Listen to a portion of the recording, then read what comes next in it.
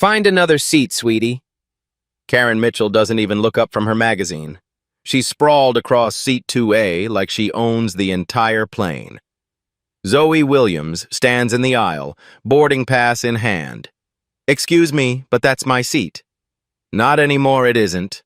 Karen finally glances up, takes in Zoe's appearance, and smirks. This is first class, honey, for paying customers. Zoe stays polite but firm. I have seat 2A. Here's my boarding pass. She holds it out. Karen doesn't even look. Instead, Karen plants both hands on Zoe's chest and shoves. Hard. Zoe stumbles backward into the passenger behind her. Her boarding pass flutters to the floor. The cabin goes dead silent. Zoe straightens her jacket, voice steady as steel. That was unnecessary. If you're watching this, please subscribe and let me know where you're watching from. What happened next would ground an entire flight. The flight attendant appears like he's been waiting in the wings. Derek Thompson, late 20s, all smiles and zero spine. Is there a problem here? Before Zoe can speak, Karen launches into performance mode. This girl is trying to take my seat. I was here first. Derek doesn't ask for boarding passes, doesn't check the seat numbers, just nods like Karen's word is gospel. Ma'am, I'm sure we can find you a lovely seat in economy. He's talking to Zoe, not even a question in his voice. Zoe bends down, retrieves her boarding pass from the floor. This is seat 2A, my seat. Well, this passenger was here when I came through earlier. The lie rolls off Derek's tongue like he's been practicing. Karen beams at him like he just solved world hunger. My company uses this airline exclusively, Zoe says quietly. I'd prefer not to cause a scene. Karen's laugh is sharp enough to cut glass. Your company?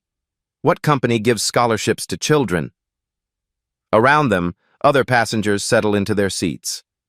A few glance over, but most pretend not to notice. First-class politeness means minding your own business. Derek pulls out his tablet, tapping through screens like he's actually checking something. I can offer you a complimentary upgrade to premium economy on your next flight. I don't want an upgrade next time. I want my seat now. Zoe's voice never rises, never wavers, but something in her tone makes Derek's finger pause over his tablet. Karen senses weakness and pounces. I paid full price for this seat, not some diversity program discount. The words hit the cabin like a slap. The businessman in 1B looks up from his laptop. The woman across the aisle stops pretending to read her magazine. Derek clears his throat. Perhaps we could handle this situation properly, Karen interrupts. I fly this route monthly. I know the protocol. She turns to face Zoe directly, voice dripping with false concern. Sweetheart, I'm sure there's been some mix-up with your scholarship. These things happen. The captain's voice crackles over the intercom. Ladies and gentlemen, this is Captain Anderson. We're preparing for departure in 15 minutes. Flight attendants, please prepare for pushback. Derek glances toward the cockpit, then back at the standoff in 2A. Miss, I really need you to take another seat so we can stay on schedule. Still talking to Zoe. Still assuming she's the problem. Zoe reaches into her purse, pulls out her phone. For a moment, Derek thinks she's going to call someone. Instead, she opens her camera app. What are you doing? Karen demands. Documenting this conversation for my father's legal team. Derek's face goes pale. There's no need for legal team? Karen scoffs. What's Daddy going to do, sue the big scary airline? But her voice has lost some of its confidence. Around them, phones are starting to appear. The businessman in 1B has his camera app open. The woman across the aisle is filming over her magazine. Zoe notices but doesn't acknowledge the growing audience. She simply stands there, boarding pass in one hand, phone in the other. I'll ask one more time, she says. Please move so I can take my assigned seat. Karen crosses her arms, literally digging in. I'm not moving anywhere. Derek, call security. Derek looks like he'd rather call in a bomb threat. But Karen's staring at him with expectation, and the other passengers are watching, and he's already committed to this path. He reaches for his radio. This is Derek in first class. I need security assistance with a seating dispute. The radio crackles back. Copy that. Security en route. Zoe slides her phone back into her purse. Her face shows nothing, but something in her posture shifts, like she's settling in for a longer fight. You're making a mistake, she says quietly. Derek's hand hovers over his radio. For the first time, doubt creeps into his voice. I'm just following protocol. No, Zoe replies. You're following assumptions. The captain's voice returns. Flight attendants, we have a slight delay at the gate. Please stand by for further instructions. Karen smiles triumphantly. See? Even the captain knows this is ridiculous. But Derek is looking at Zoe differently now. Something about her calm certainty is making his stomach churn. The businessman in 1B leans forward. Excuse me, but I saw the young lady board first. She was already seated when this situation began. Karen whips around. Nobody asked you. Just stating what I observed. Other heads start nodding. The woman across the aisle speaks up. I helped her with her carry-on bag. She's been in that seat for 10 minutes. Derek realizes the narrative is shifting.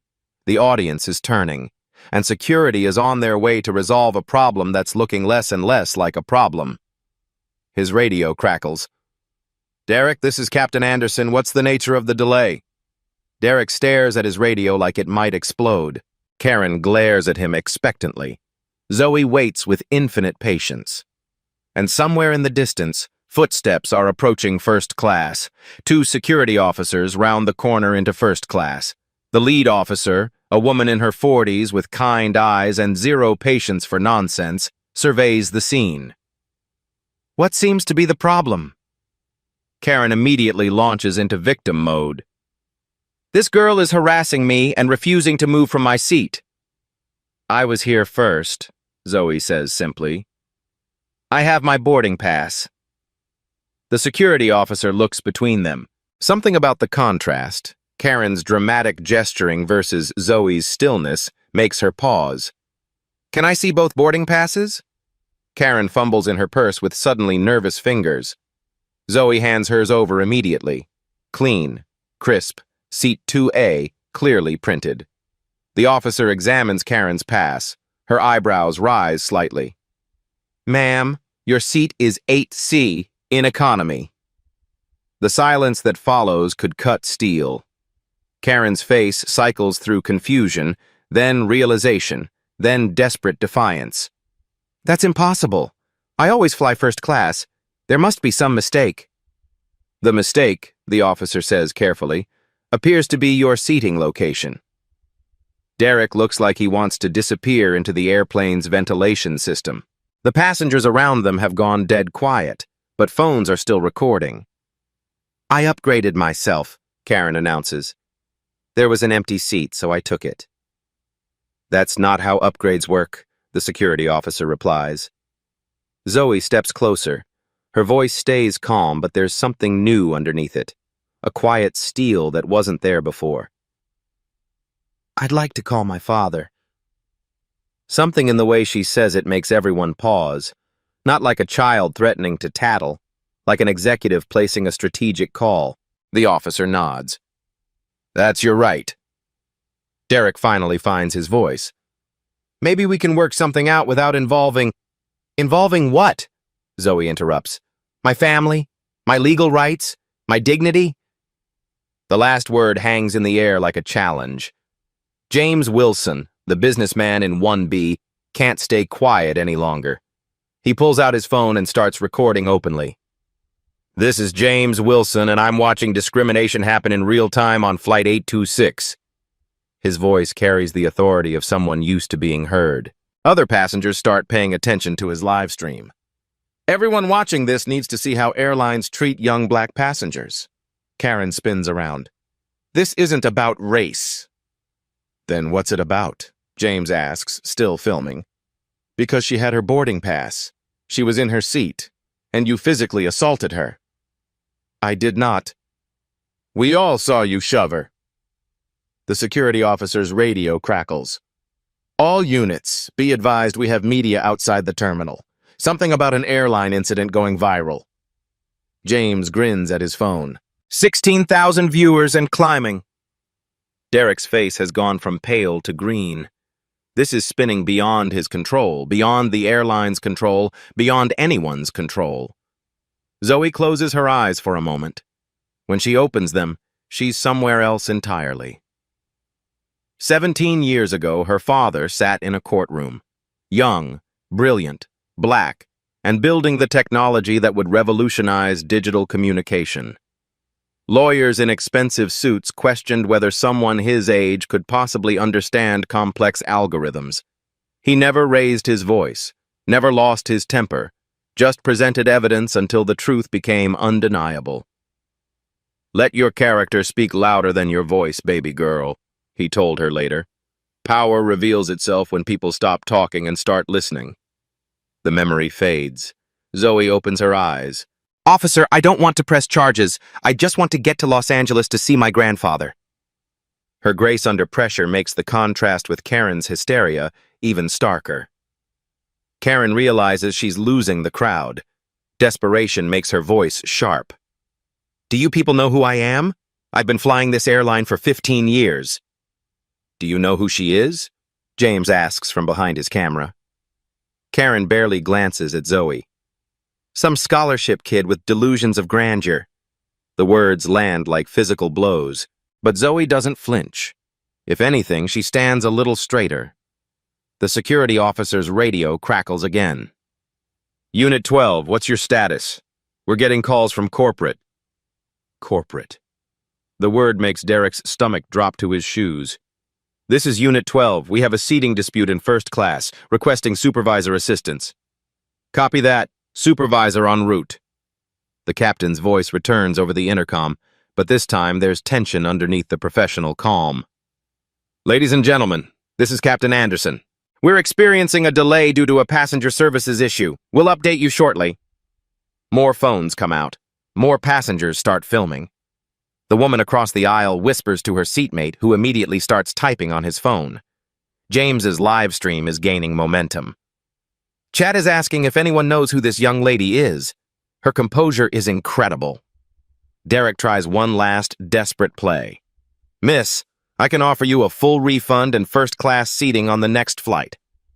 "This is the next flight," Zoe replies. "I'm not asking for special treatment.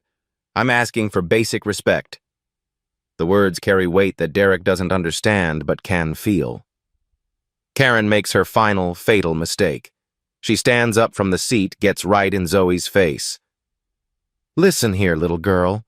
I don't care what sob story got you this ticket. This is how the real world works." She's close enough that Zoe can smell her expensive perfume, see the desperation in her eyes. "You think because people are filming you're going to get your way? You think this is some kind of movie where justice wins?" Zoe looks at her for a long moment. When she speaks, her voice is barely above a whisper, but it carries to every corner of the cabin. "Ma'am, you have no idea what you've just done." The security officer steps forward. "That's enough. Ma'am, I need you to return to your assigned seat immediately." "I will not.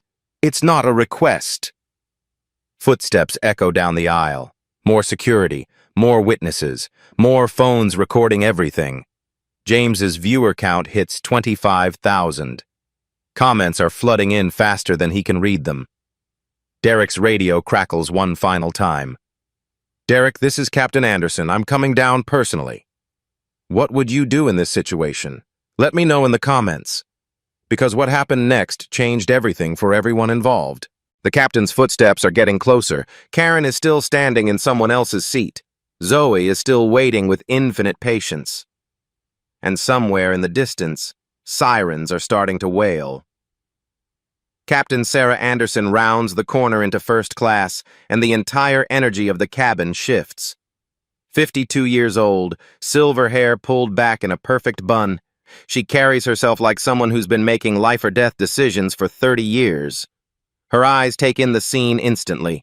Karen standing defiantly in seat 2A, Zoe waiting patiently in the aisle. Derek looking like he wants to crawl under the beverage cart.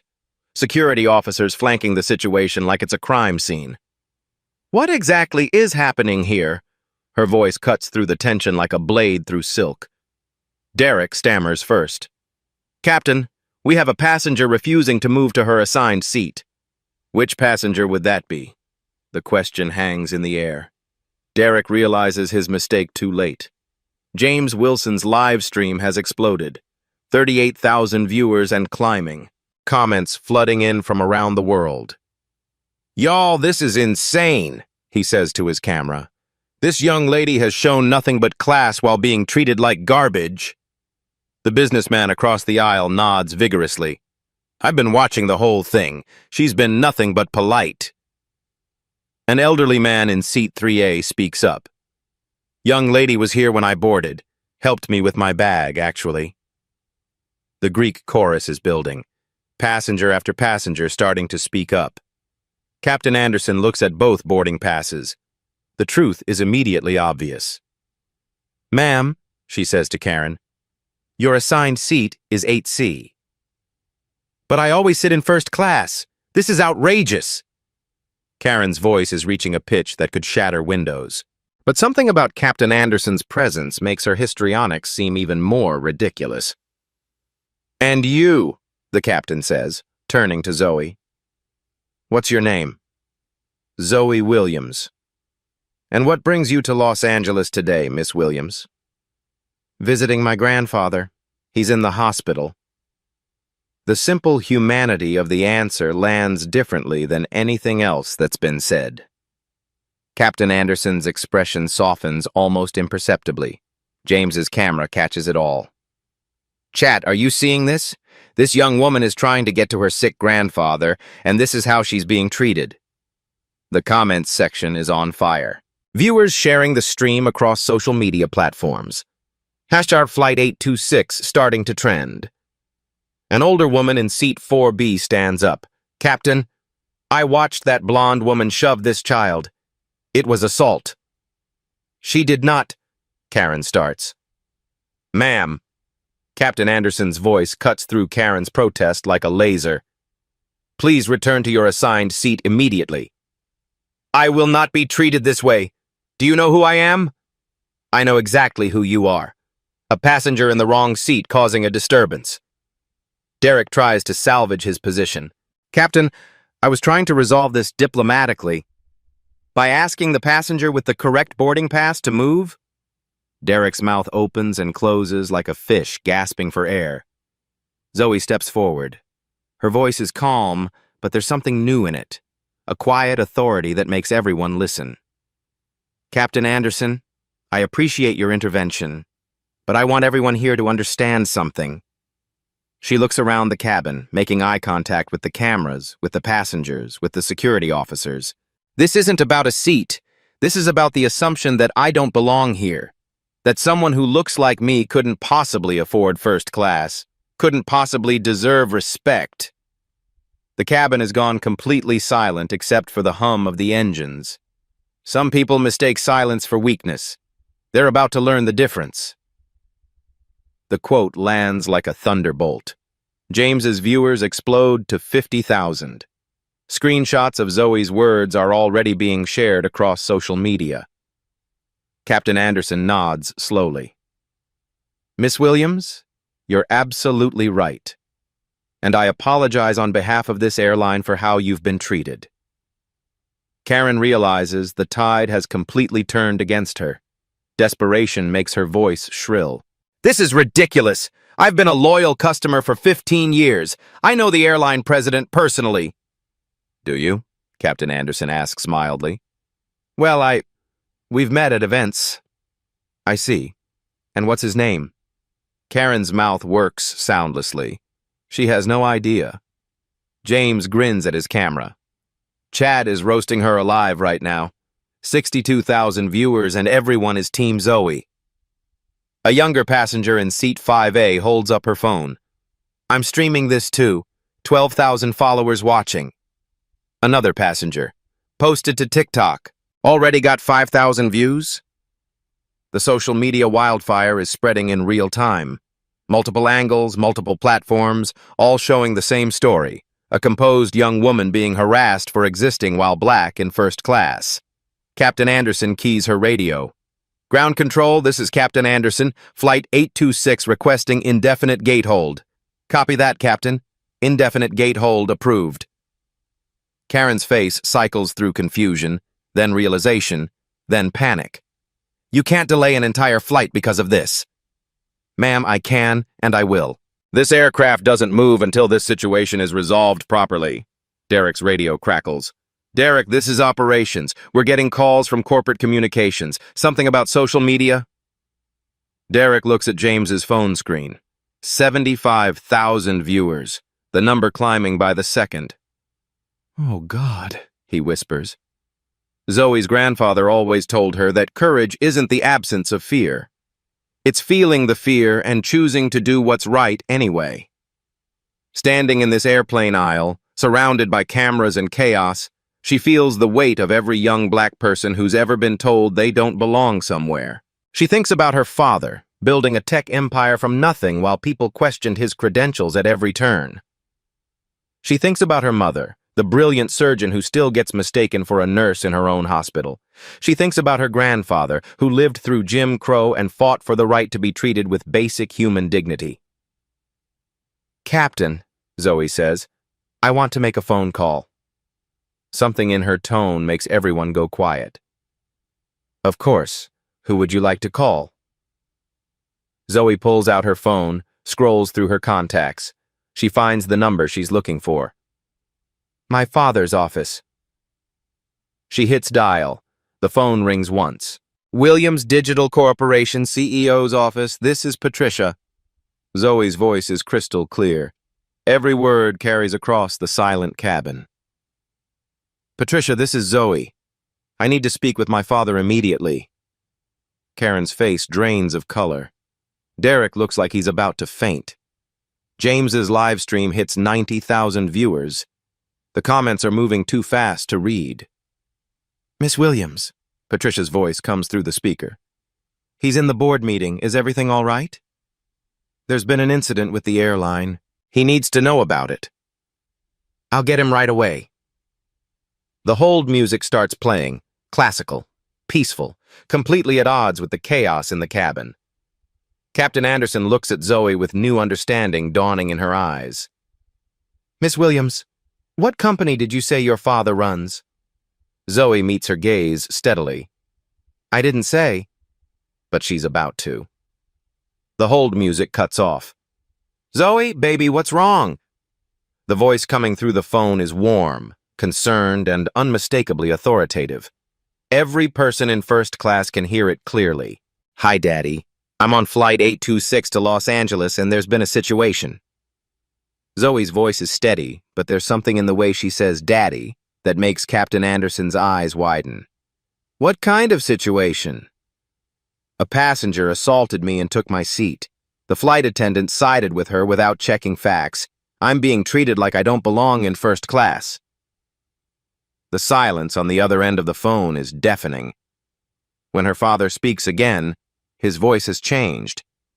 It's the voice that's testified before Congress, negotiated billion-dollar mergers, and built one of the largest tech companies in America from nothing. Put me on speaker. Zoe hits the speaker button. You're on speaker, Daddy. This is Marcus Williams, CEO of Williams Digital Corporation. To whom am I speaking? Captain Anderson steps forward, her face pale. Sir, this is Captain Sarah Anderson.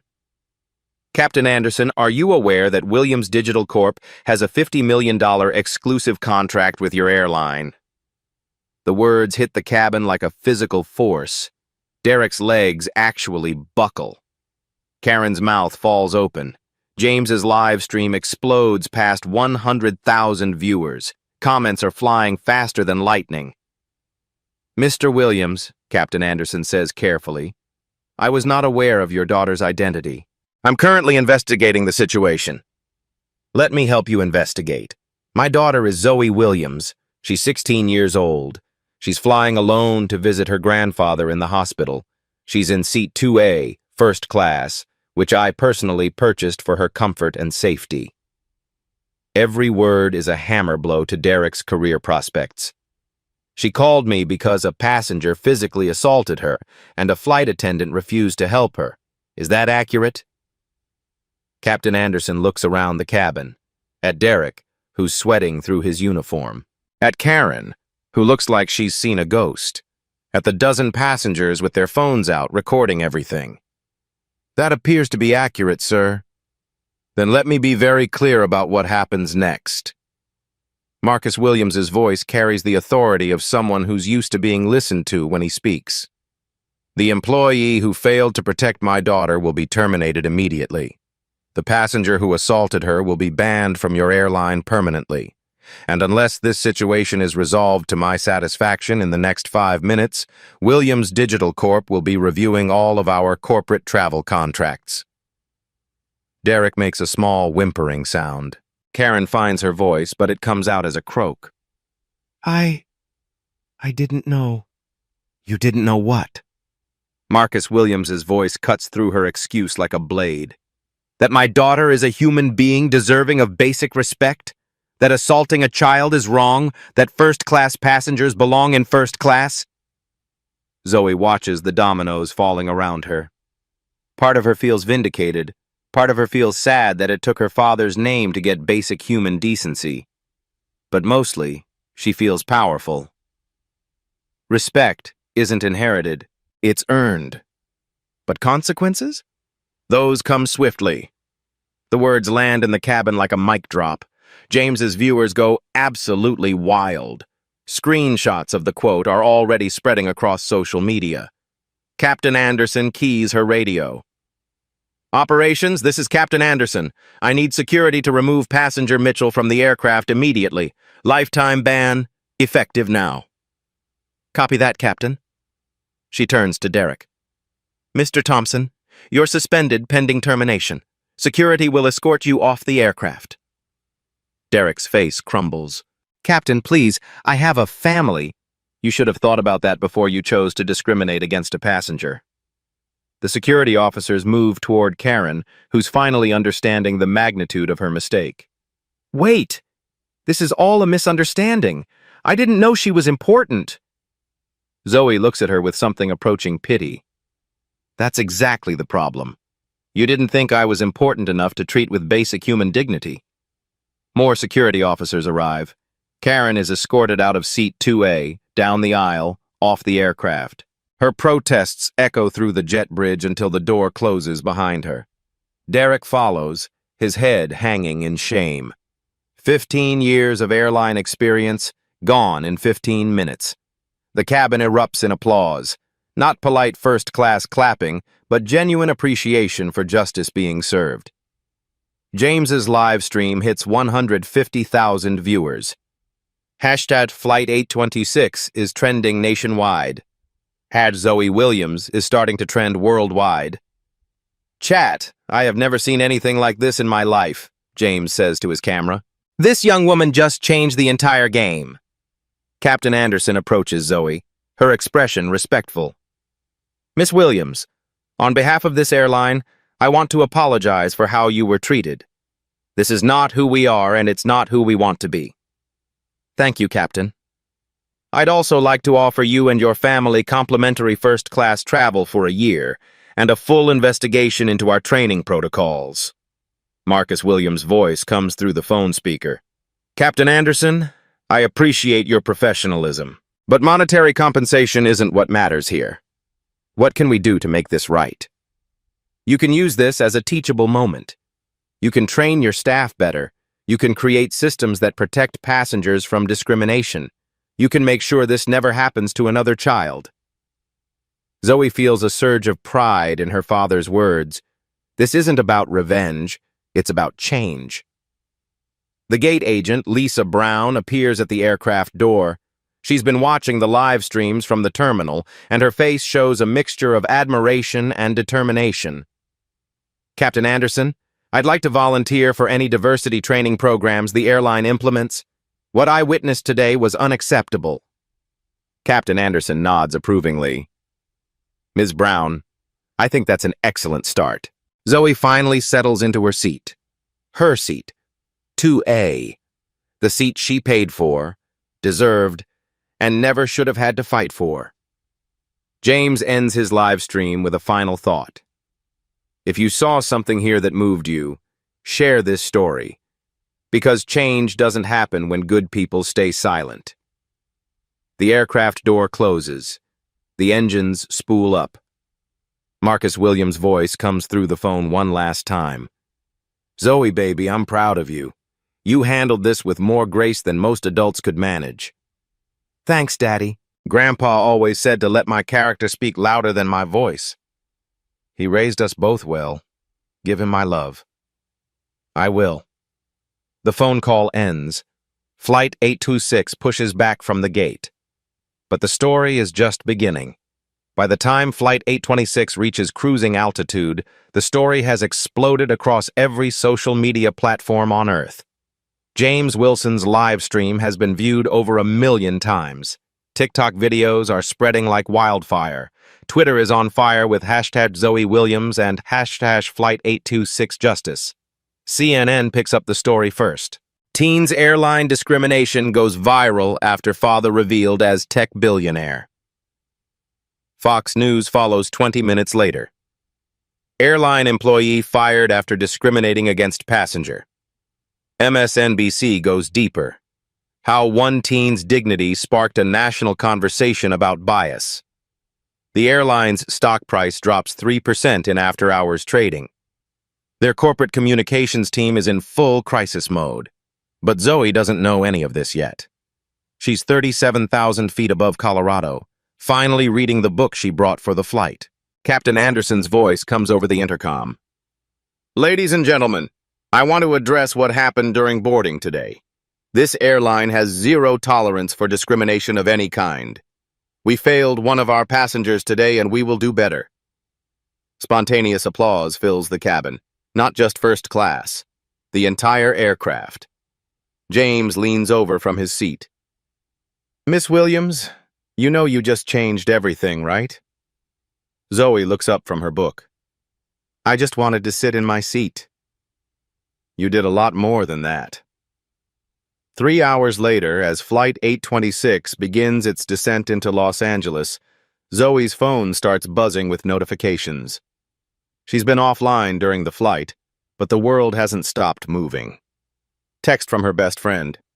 Girl, you're all over the internet. You're famous. A text from her mother. So proud of you, baby. Handle the media attention with grace. Text from her grandfather. Saw the news. You made this old man proud. Can't wait to hug you. Missed calls from reporters, producers, talent agents. Her father's communications team has been fielding thousands of interview requests, but the text that matters most is from her father. You showed the world who you are today. Character under pressure. That's leadership. Zoe closes her eyes and thinks about the moment everything changed. Not when her father's identity was revealed, but earlier. When she chose to stay calm while Karen screamed. When she chose dignity over anger. When she chose to document rather than retaliate. She thinks about her grandfather, growing up in Alabama in the 1950s, facing discrimination that was legal, systematic, violent. How many times did he have to choose between his safety and his dignity? He chose dignity. Every time. When she was 12, he told her a story about riding the bus to work in Montgomery, how a white passenger demanded his seat, even though he was in the colored section, how the driver backed up the passenger, how her grandfather got off the bus and walked 8 miles to work rather than give up what little he had every right to claim. But Grandpa, she'd asked, didn't that make you angry? Baby girl, anger is just love with nowhere to go. I was angry because I loved myself enough to know I deserved better. And I loved my future grandchildren enough to fight for a world where they'd never have to make that choice. He was wrong about one thing. She did have to make that choice today. But she made it in a first-class airplane seat with cameras rolling, with the power to create real change. That's progress. The plane touches down at LAX to a media circus. News vans line the tarmac. Reporters wait at every gate. But Zoe doesn't see any of it. She walks off the plane like any other passenger, carries her own bag, thanks the new flight crew for their service. Captain Anderson finds her at baggage claim. Miss Williams, I wanted you to know that the airline is implementing immediate changes. Mandatory bias training for all customer service staff, new protocols for handling discrimination complaints, and a zero-tolerance policy with real consequences. That's good to hear. There's something else. We'd like to offer Ms. Brown, the gate agent who supported you, a promotion to our new diversity and inclusion department. Zoe smiles. She earned it. You changed things today. Not just for our airline, for the industry. Outside baggage claim, Zoe's grandfather is waiting in his wheelchair. 87 years old, battle-scarred from decades of fighting for dignity, but his eyes still bright with pride. She runs to him, and for a moment, she's not a viral sensation or a civil rights symbol. She's just a granddaughter hugging her grandfather. You did good, baby girl. I learned from the best. On the drive to the hospital, her grandfather tells her about the calls he's been getting. The NAACP wants to give her an award. Harvard wants to fast-track her admission. Netflix wants to option her story. What do you want to do? He asks. Zoe thinks about it. I want to finish high school. I want to visit you more often. I want to help Daddy build technology that makes the world more fair. And the fame? Fame is just noise, Grandpa. Character is what matters. He reaches over and squeezes her hand. Your great-grandmother would be so proud. She used to say that every generation has to fight the same battles, but with different weapons. What were her weapons? Dignity, grace, refusing to be anything less than human. Zoe nods. Same weapons I use today. That evening, Williams Digital Corp releases a statement. Today, our daughter experienced discrimination that no child should face, but she responded with the grace and dignity that define her character. We're proud of her, and we're committed to working with the airline industry to ensure this never happens again. To the young people watching this story, you belong wherever you have the right to be. Don't let anyone tell you otherwise. And when you face injustice, remember that your response defines you more than their actions define them. Character under pressure. That's how we change the world. The statement is shared 1 million times in the first hour. But Zoe isn't reading social media. She's sitting in a hospital room holding her grandfather's hand, listening to him tell stories about the old days. Stories about choosing dignity over anger. Stories about fighting for a world where his granddaughter could sit anywhere she belonged. Stories about progress, measured not in miles, but in moments like today. Outside the hospital window, news trucks are setting up for the morning shows. Tomorrow, Zoe Williams will be the most famous teenager in America. Tonight, she's just a granddaughter, grateful for the man who taught her that respect isn't something you demand. It's something you earn by refusing to accept anything less. The reforms start immediately. Within a week, every major airline announces new anti-discrimination training. Customer service protocols are rewritten. A national conversation about bias in travel begins. Change doesn't happen in boardrooms. It happens when someone says enough. And sometimes it happens when a 16-year-old girl refuses to give up her seat. 6 months later, Lisa Brown adjusts her new nameplate, Director of Diversity and Inclusion. Her office overlooks the same terminal where everything changed, but the view looks different now. The airline's discrimination complaints have dropped by 40%. Customer satisfaction scores are at an all-time high. The stock price not only recovered but reached record levels. Change, it turns out, is good for business. Derek Thompson bags groceries at a supermarket in Phoenix. The viral video follows him everywhere. Job interviews end the moment employers Google his name. He's learned, too late, that some mistakes define you forever. At night, he thinks about that moment when he could have checked the boarding passes first. Could have listened instead of assuming. Could have chosen fairness over convenience. He thinks about it a lot. Karen Mitchell's life imploded completely. The video cost her a job, a marriage, and most of her friends. Social media exile is permanent and merciless. She's become a case study in business schools about the cost of unchecked privilege. She moved to a small town where nobody recognizes her, works at a call center under a different name. Sometimes, late at night, she wonders what would have happened if she'd just said, "I'm sorry," and moved to her assigned seat. But mostly, she tries not to think about it at all. Captain Sarah Anderson received the airline's highest honor for leadership under pressure. But the award that matters most sits on her desk at home. A photo of her daughter, who died in a hate crime 5 years ago. "Justice for Jessica" is written on the frame. Next to it, a new photo. Zoe Williams shaking hands with the airline CEO at the press conference announcing the new anti-bias initiatives. Some fights we don't get to finish. Others we pass to the next generation. James Wilson's follower count exploded to 2 million after Flight 826. But he changed his content strategy completely. Now he focuses exclusively on social justice stories, using his platform to amplify voices that need to be heard. The advertising revenue pays well, but that's not why he does it anymore. Some moments change your perspective forever. He still gets messages from people who watch that live stream. Teachers who show it in their classrooms. Parents who use it to talk to their children about standing up for what's right. Never underestimate the power of witnessing, he tells his audience. Sometimes the most important thing you can do is make sure the world sees what's happening. Zoe Williams finished her junior year with a 4.0 GPA. Harvard sent a recruitment letter. So did Stanford, MIT, and Yale. She's considering them all, but she's not in a hurry to decide. She speaks at diversity conferences now, but only on weekends. School comes first. Her father insists on it. "Education is the foundation," he tells her. "Everything else is just building on top of it." The Williams Digital Corp Scholarship Program has funded college educations for 200 underprivileged students. The company's diversity initiatives have become a model for the tech industry. But Zoe's favorite project is the mentorship program she started at her high school. Every month, she meets with young students who've faced discrimination, helping them navigate the world with dignity and strength. "Your response to injustice defines you more than the injustice itself," she tells them.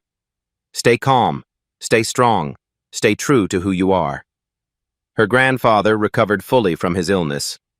At 87, he's more proud than ever of the young woman his granddaughter has become. "You know what the difference is between your generation and mine?" he asked her last week. "What's that, Grandpa?" "When I faced discrimination, I had to choose between fighting back and surviving. You figured out how to do both." Zoe doesn't feel like a hero. She just feels like someone who refused to accept unacceptable behavior. But she's learned that sometimes that's all it takes to change the world. The airline industry looks different now. Training programs focus on unconscious bias. Complaint procedures are transparent and swift. Zero tolerance means zero tolerance. Flight 826 is retired from service. The aircraft now sits in the Smithsonian's National Museum of African American History and Culture, part of an exhibit on civil rights in the digital age. Seat 2A has a small plaque, reserved for all who refuse to accept anything less than dignity. Visitors from around the world come to see it, to remember that progress happens one moment, one choice, one person at a time. Last month, Zoe visited the exhibit with her grandfather. They sat in the recreated cabin, in the seats where everything changed. "Do you ever regret how it all happened?" he asked. Zoe thought about it. About the fame she never wanted. About the responsibility she never asked for. About the young people who message her for advice about facing their own battles. "Power reveals character, Grandpa. Yours revealed strength." He smiled. The same smile that carried him through Montgomery in the 1950s. The same smile that taught her father to build bridges instead of walls. The same smile that gave her the courage to stay seated when staying seated required everything she had. If this story moved you, share it with someone who needs to hear it. Subscribe for more stories that matter. Because justice isn't just about the law, it's about how we treat each other every single day. The world changes when good people refuse to stay silent. And sometimes, it changes when a 16-year-old girl simply refuses to give up what's rightfully hers. Character under pressure. That's how we build a better tomorrow.